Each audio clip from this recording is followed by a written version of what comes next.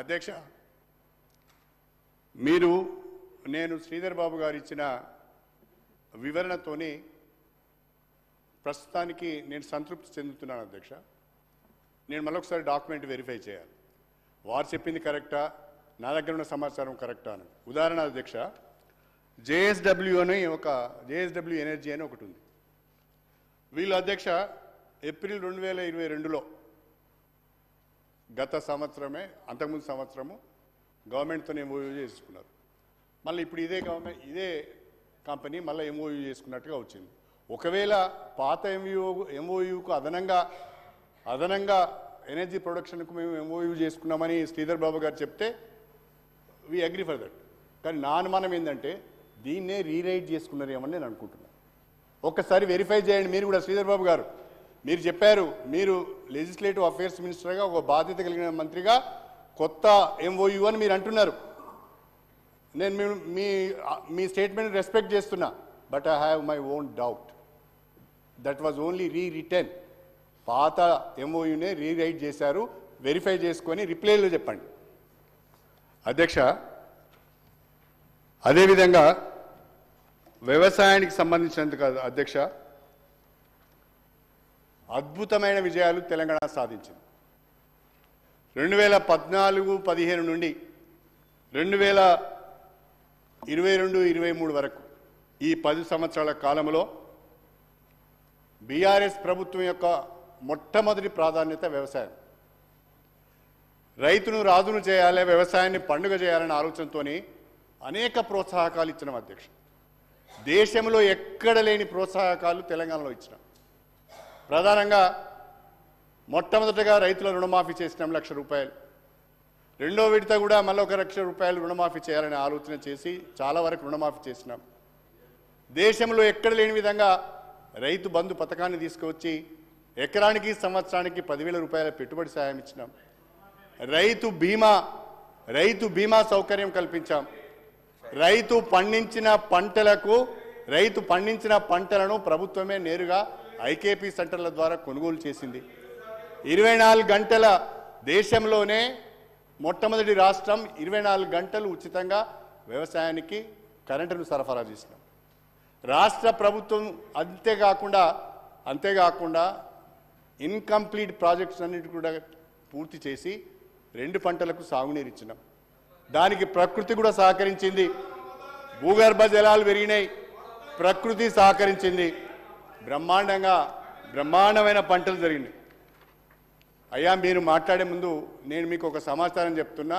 మీ మంత్రులతోని తుమ్మల నాగేశ్వరరావు రాలేదు, మీ మంత్రులతోని cross verification చేసుకోండి అధ్యక్ష. 2014-15లో పంటల సాగు విస్తీర్ణము 1,31,00,000 ఎకరాలు.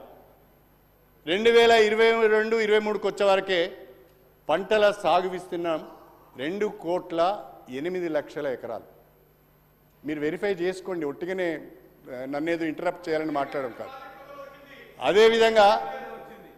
అదేవిధంగా ప్యాడీ ప్రొడక్షన్ అధ్యక్ష, ఇది దాస్తే దాగేది కాదు. సివిల్ సప్లైస్ కార్పొరేషన్ వాళ్ళను వివరాలు అడిగినా ఇస్తారు.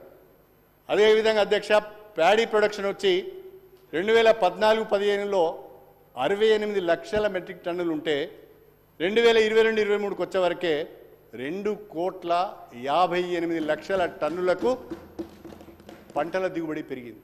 చివరికి కేంద్ర ప్రభుత్వం తెలంగాణలో దిగుబడి అవుతున్న ధాన్యమును మేము కొనుగోలు చేయలేము, మా దగ్గర స్టోరేజ్ కెపాసిటీ లేదు అని చెప్పి చేతులెత్తేసే పరిస్థితి వచ్చింది. ఇంత బ్రహ్మాండమైన ఇవాళ భారతదేశంలో పంజాబ్ తర్వాత అతి ఎక్కువ వరి ధాన్యం పండిస్తున్న రాష్ట్రం తెలంగాణ రాష్ట్రం. ఇది తెలంగాణ సాధించిన విజయం కాదా? ఇది తెలంగాణ రైతాంగం సాధించిన విజయం కాదా? ఇది కేసీఆర్ సాధించిన విజయం కాదా అని చెప్పి నేను ఈ సందర్భంగా అడుగుతున్నాను అధ్యక్ష. ఒక్కసారి ప్యాడీ పర్చేజ్ అన్నీ వదిలిపెడదాం. ఒక paddy purchase civil supplies corporation వాళ్ళు ఇచ్చిన ఫిగర్ 2014-15లో 24.3 లక్షల మెట్రిక్ టన్నులను కొనుగోలు చేశారు. కానీ 2020-21కు వచ్చే వరకే 1,41,00,000 మెట్రిక్ టన్నుల ప్యాడీని సివిల్ సప్లైస్ కార్పొరేషన్ కొన్నది. ఇంతకంటే నిరూపణ ఏం కావాలి? 600% ఎదుగుదల, భారతదేశంలోనే అత్యధిక పంటల దిగుబడి సాధిస్తున్న రాష్ట్రంగా తెలంగాణ ఒక రికార్డు సృష్టించింది. వ్యవసాయం చిన్న భిన్నమైందని మాట్లాడుతున్నారు. మొన్న చాలా సందర్భాలలో నేను విన్నాను, మొన్న కూడా ముఖ్యమంత్రి గారి స్టేట్మెంట్ కూడా నేను విన్నాను. వారు ఏమన్నారు? డిసెంబర్ 9 నాడు ఇందిరమ్మ రాజ్యం రాష్ట్రంలో ఏర్పడబోతున్నది. నేను ముఖ్యమంత్రిగా ప్రమాణ స్వీకారం చేయబోతున్నాను. నా మొట్టమొదటి సంతకం 2 లక్షల రైతుల రుణమాఫీ పైన ఉంటుంది అని చెప్పి ముఖ్యమంత్రి గారు చేసిన ప్రకటన అధ్యక్ష, నాది కాదు అది. ఎన్నడూ చేసిండి ఈ ప్రకటన? ఎన్నికలకు ముందు. డిసెంబర్ 9 పోయింది అధ్యక్ష, 2 నెలలు అయింది. తర్వాత ఇంకో మాట అన్నారు, ఎవరి దగ్గరనైతే రుణాలు లేవో, ఎవరైతే ఇప్పటి వరకు బ్యాంకులకు పోయి రుణాలు తెచ్చుకోలేదో అర్జెంటుగా బ్యాంకులకు వెళ్ళండి, 2 లక్షల రూపాయల రుణాలు తీసుకోండి అని చెప్పాడు. ఆ వీడియో కూడా మీ దగ్గర ఉన్నది అధ్యక్ష, అందరికీ సభ్యులందరికీ కూడా తెలుసు. ఏం జరిగింది అధ్యక్ష? ఆ మాటే మేము మాట్లాడుతున్నాం. రుణమాఫీ పైన ఈ రోజు వరకు కూడా స్పష్టత లేదు. బ్యాంకులతో మాట్లాడతామంటున్నారు.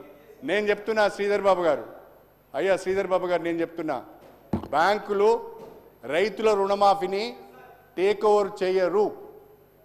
ఎవరైనా అధికారులు మీకు తప్పుడు సమాచారం ఇస్తే దాన్ని నమ్మకండి, మీరు అవస్థల పాలవుతారు, బదనామవుతారు. ఎందుకంటే ఇప్పటికే రిజర్వ్ బ్యాంక్ ఆఫ్ ఇండియా ఒక డిసిషన్ తీసుకున్నది. ఇప్పటికే రిజర్వ్ బ్యాంక్ ఆఫ్ ఇండియా మీకేమైతున్నది? ఆయనతో మాట్లాడు, మంత్రి గారితో మాట్లాడు. అధ్యక్ష శ్రీధర్ బాబు గారు ఒకరే ఉన్నారు కాబట్టి వారికి చెప్తున్నా నేను. ఆర్బీఐ చాలా స్పష్టంగా చెప్పింది, రైతుల రుణమాఫీని టేక్ ఓవర్ చేసే అవకాశం లేదు అని. బహుశా మొన్న ముఖ్యమంత్రి గారు ఒక మాట అన్నారు, మేము బ్యాంకులతో సంప్రదిస్తున్నాము, రైతుల రుణమాఫీ గురించి ఏర్పాటు చేస్తున్నామని చెప్పారు. అది జరుగుతుందని నాకు నమ్మకం లేదు, మీరు బదనాం పాలవుతారని నేను చెప్పదలుచుకున్నా, హెచ్చరించదలుచుకున్నా. అంతే తప్ప వేరే ఉద్దేశం నాకు లేదు. త్వరితగతిన రైతులకు ఇచ్చిన హామీ నిలబెట్టుకునే విధంగా, వ్యవసాయాన్ని కాపాడుకునే విధంగా రైతులకు 2 లక్షల రూపాయల రుణమాఫీని చేయాలని, ఎప్పటిలోగా చేస్తారో, ఎప్పుడు చేస్తారో, ఏ విధంగా చెప్పాలో, ఏ విధంగా చేస్తారో స్పష్టత ఇవ్వాలని మాత్రమే నేను రాష్ట్ర ప్రభుత్వాన్ని కోరుతున్నానని చెప్పి మీ ద్వారా సవినయంగా తెలియజేసుకుంటున్నాను. అదేవిధంగా అధ్యక్ష ఇరిగేషన్కు సంబంధించి, నీటిపారుదల రంగానికి సంబంధించి చాలా మాటలు మాట్లాడుతున్నారు అధ్యక్ష. వాస్తవంగా మొన్న శ్వేతపత్రంలో కానీ, మళ్ళీ రేపేదో శ్వేతపత్రం పెడతామంటున్నారు. శ్వేతపత్రాలలో తెలంగాణలో నీటిపారుదల వ్యవస్థ ఏ రకంగా ఉన్నదనే దానిపైన శ్వేతపత్రం పెడతామంటున్నారు. పెట్టండి, welcome, we will welcome it and we will participate, ఇబ్బంది ఏం లేదు. కానీ అధ్యక్ష, నిన్న మేడిగడ్డలో ముఖ్యమంత్రి గారు మేడిగడ్డకు వెళ్ళి